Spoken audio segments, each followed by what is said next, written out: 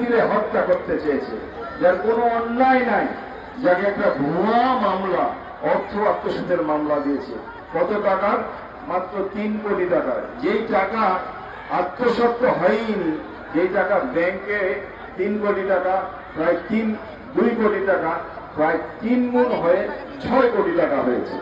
তো যেই টাকা আত্মসাৎ হয়নি, সেই টাকার মামলা দিয়ে, মিথ্যা মামলা দিয়ে বেগম খালেদা দিয়ে কারান্তরীণ করে রেখেছেন 6 বছর, এবং তাকে 20 প্রয়োগের মাধ্যমে তাকে হত্যা করতে চেয়েছে, যার জন্য উনি প্রচন্ড অসুস্থ হয়ে যায়।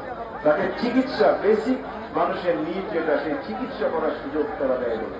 এত বিভৎস একটা সরকার হতে পারে, এত বিভৎস একটা নারী হতে পারে, দেশের মানুষকে নির্বিচারে হত্যা করেছে, নির্বিচারে গুম করেছে, নির্বিচারে। এই যে আমাদের নেতা কর্মী যারা এখানে আছেন, আপনারা অনেকে যারা বিভিন্ন ধরনের গেঞ্জি, আপনারা সকলেই কোনো না কোনো ভাবে অত্যাচারিত হয়েছে।